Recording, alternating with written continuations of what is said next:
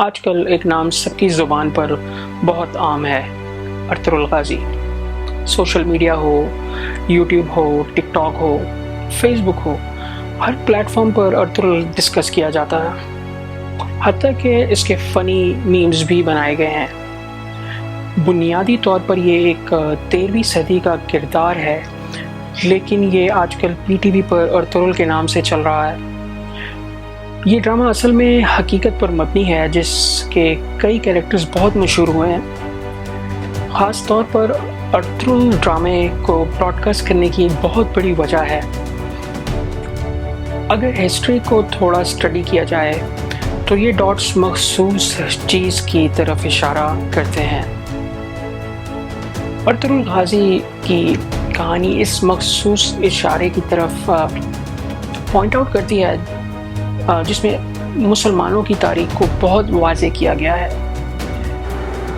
13ویں صدی میں مونگولز امپائر کے بادشاہ چنگیز خان، جن کو انگریزی میں گینگس خان بھی کہا جاتا ہے، چنگیز خان کی حکومت میں مونگولز نے یورپ پر اور مسلمانوں پر حملے کیے۔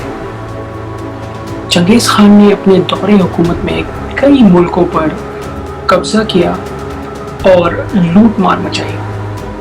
اس زمانے میں مونگولز نے خوارزم کے علاقے تک اپنی امپائر بنائی ہوئی تھی، جو سینٹرل ایشیا کا جنوبی ایریا ہے، یعنی کہ جنوب سے مراد ویسٹ ایریا ہے۔ خوارزم کی سب سے بڑی سلطنت کو بھی مونگولز نے تباہ کر دیا تھا۔ اسی تباہی کے دوران خوارزم سے ایک قبیلہ وہ علاقے چھوڑ کے بھاگ نکلا تھا۔ اس قبیلے کا نام کائی قبیلہ تھا۔ اس قبیلے کو اس وقت سید سلیمان شاہ کی قیادت حاصل تھی۔ سید سلیمان شاہ کے 4 بیٹے تھے، جس میں سے تیسرے بیٹے کا نام ارطغرل تھا۔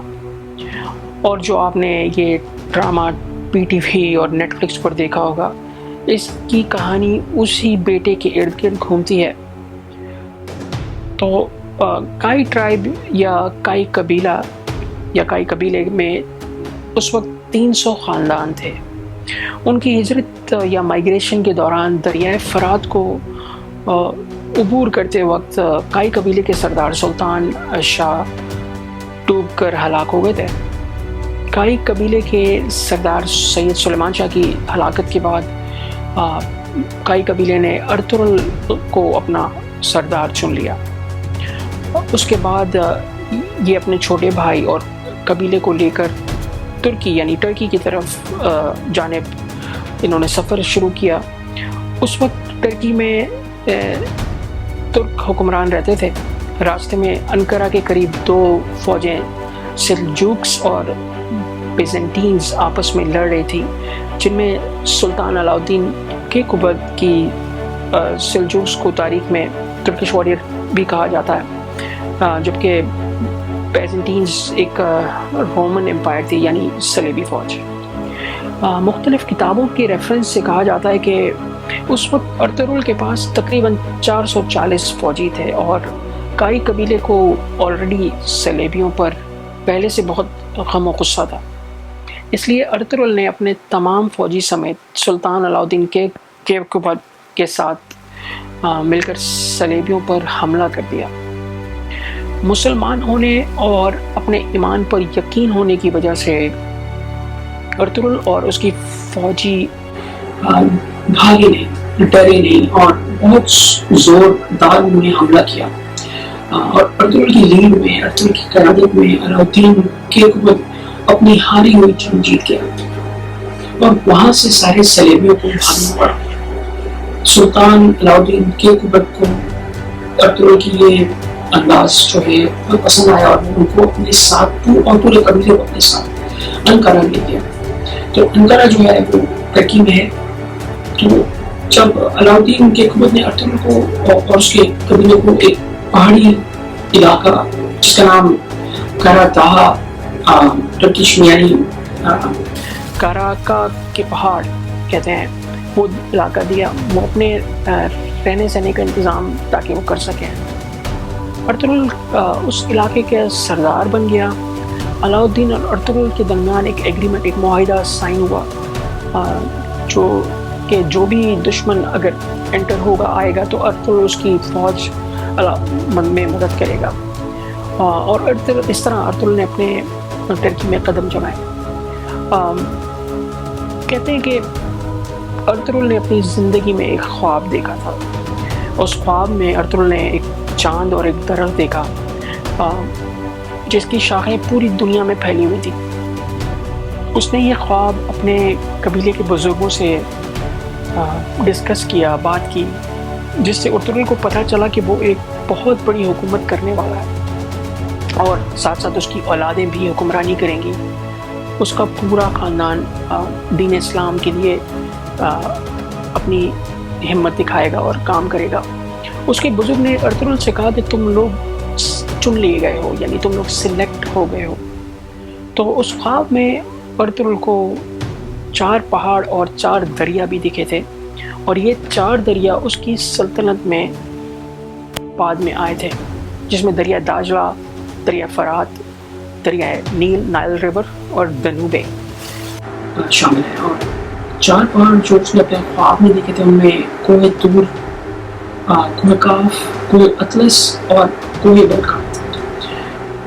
ये 4 पहाड़ भी उसने अपनी सल्तनत के अंदर ख्वाब में देखे। अर्तुगरुल ने अपनी ज़िंदगी में कई जंगें लड़ी और कई जीती। और उसके सबसे छोटे बेटे उस्मान ने अर्तुगरुल के मरने के बाद अपना चार्ज संभाला, जो उसकी जगह थी। वो भी अपने बाप अर्तुगरुल की तरह काफ़ी अदल इंसाफ करने वाला सुल्तान बना। तो अर्तुगरुल की वफ़ात के बाद उसके बेटे उस्मान ने ये फ़ैसला किया कि वो खिलाफत जो अर्तुगरुल छोड़ के गया उसको दोबारा ज़िंदा करेगा। उसने इतनी जंगें लड़ी और जीती, इतना ज़्यादा इलाका उसने फ़तह किया कि तकरीबन 3 बड़े आज़मों तक खिलाफत उस्मानिया की हुकूमत फैल गई, और इस तरह उस्मान के नाम से सल्तनत उस्मानिया कहलाई गई, जिसको आप लोग इंग्लिश में ऑटोमन एम्पायर भी कहते हैं। सल्तनत उस्मानिया ने तकरीबन 625 साल हुकूमत करके खिलाफत उस्मानिया को ज़िंदा रखा, लेकिन 625 साल बाद इन लोगों में गद्दार पैदा होने शुरू हो गए और बहुत सारी ऐसी चीज़ें आई जिसकी वजह से इनके निज़ाम में ख़राबी पैदा होना शुरू हो गई। तो जब इनके पास इनकी टेरिटरी में हिजाज़ मुक़द्दस भी था, हिजाज़ मुक़द्दस में खाना काबा, मदीना मुनव्वरा की मेज़बानी भी शामिल थी। तकरीबन आज दुनिया में 40 ऐसे मुल्क और 3 बर्रे आज़म मौजूद हैं जिनमें खिलाफत उस्मानिया यानी ऑटोमन एम्पायर का कंट्रोल रहा है।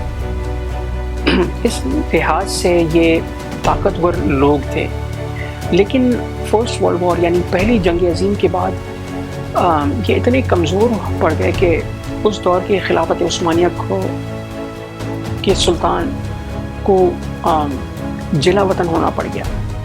तो पहली जंग अज़ीम के बाद दुनिया समझ लें 2 हिस्सों में बट गई, 2 हिस्सों में तकसीम हो गई, जिसमें कुछ ममालिक ग्रेट ब्रिटेन, बरतानिया के साथ मिल गए, और कुछ ममालिक उस वक्त भी तुर्कों की मदद कर रहे थे, उनका साथ दे रहे थे। तुर्क कौम उस वक्त अपनी खिलाफत बचाने के लिए काफ़ी ज़ोर लगा रहे थे। उस जंग में उन्होंने पहले तो इनको लगा कि ये कामयाब हो रहे हैं, लेकिन फाइनेंशियली माली लिहाज से कमज़ोर पड़ने की वजह से ये जंग जीत नहीं पाए।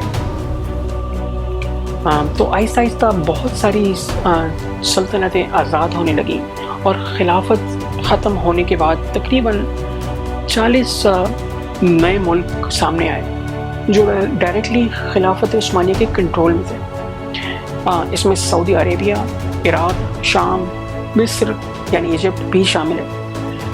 इसके अलावा बेशुमार ममालिक खिलाफत उस्मानिया में से अलग हुए। जब टर्की के पास हिजाज़ मुक़द्दस का कंट्रोल था, वहाँ सऊदी आ गए और सऊद ख़ानदान हुकूमत में आ गया, और फिर उस नाम से उन्होंने सऊदिया अरेबिया बनाया कि सऊदियों का अरब।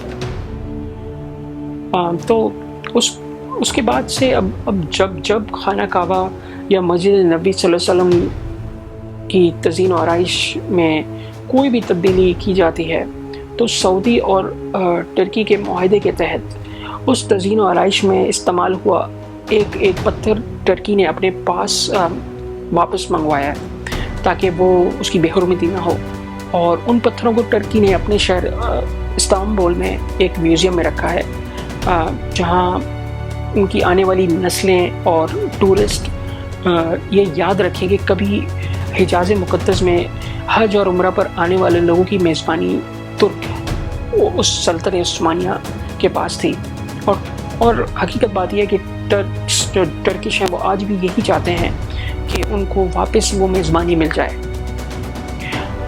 جب یہ معاہدہ ان دونوں کے بیچ میں طے پایا تب جرمنی نے جنگ بندی کی درخواست کی، تو آخری معاہدہ سوئٹزرلینڈ کے ایک علاقے لوسان میں طے پایا، مطلب لوسان میں ہوا۔ اس معاہدے میں کچھ چیزیں طے پائیں جو ترکوں کے لیے ایک نئی زندگی تھی، لیکن اس ایگریمنٹ کے ساتھ ساتھ ان کے بہت سارے خواب بھی ٹوٹ گئے۔ بنیادی طور پر اسی معاہدے کے اوپر آج ساری دنیا پریشان ہے۔ معاہدہ یہ تھا کہ سلطنت عثمانیہ یعنی خلافت عثمانیہ ختم کر دی جائے گی، خلافت کے سارے جانشین اور کرتا دھرتا کو ہٹا دیا جائے گا،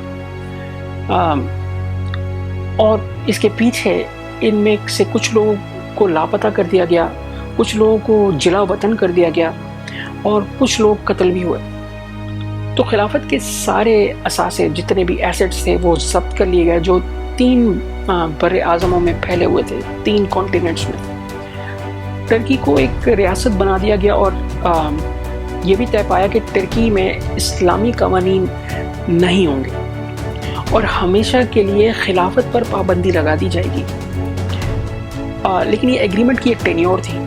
ایک اور سب سے بڑی پابندی جو ترکی پر لگا گئی وہ یہ کہ ترکی اپنے ملک سے کوئی بھی منرلز یا معدنیات جس کو کہتے ہیں نہیں نکال سکے گا۔ تو یہ ایک بہت بڑی بات ہے کہ ان کے پاس کافی منرلز ہیں جو وہ اس کو ایکسیس نہیں ہے ان کے پاس ایگریمنٹ کی وجہ سے۔ تو بوسفورس ترکی کی ایک بندرگاہ ہے، اور بوسفورس 2 سمندروں کو ملاتی ہے۔ بوسفورس پورٹ جو ہے تقریباً انٹرنیشنل واٹر راؤٹ قرار دے دیا گیا آفٹر ڈیمولیشن، کہ یہاں سے جتنے بھی شپ گزریں گے ترکی ان سے کرایہ وصول نہیں کرے گا، کوئی ٹیکس نہیں لگے گا۔ بوسفورس تجارت کی دنیا میں ایک سمجھ لیں ریڑھ کی ہڈی کی اہمیت دیتا ہے۔ یہ ایک انٹرنیشنل عالمی سطح کا معاہدہ تھا جس کی ٹینیور 100 سال تھی، یعنی 100 سال تک ترکی کی اس معاہدے کی کسی شک کی خلاف ورزی نہیں کر سکتا۔ یہ معاہدہ جولائی 1923 میں ہوا، جو سمجھ لیں 100 سال بعد یعنی 2023 میں ختم ہو جائے گا۔ اس لحاظ سے ترکی اس معاہدے سے آزاد ہو جائے گا، اور اب تک ترکی اس معاہدے کو بہت پیریوڈکلی فالو کر رہا ہے۔ اب جیسے جیسے یہ وقت قریب آ رہا ہے ترکی واپس اپنی حکومت کو مضبوط بنانا چاہتا ہے، اور اس میں وہ کئی مسلم ممالک جیسے نیوکلیر پاور پاکستان کی مدد دے گا۔ آگے آنے والے چند سال مسلم امہ کے لیے بہت امپورٹنٹ ہے۔ تو دوستوں یہ میرا خلاصہ تھا آج کا اباؤٹ ٹرکی۔ اگر آپ کو کوئی کوشچنز ہوں، کوئی کنسرنز ہوں تو پلیز اس چینل کو لائک کریں، سبسکرائب کریں، اور اپنے کامنٹس میں مجھے اگر میری معلومات میں کوئی اضافہ آپ کرنا چاہیں تو پلیز شیئر کریں۔ I will be really honoured. Thank you so much.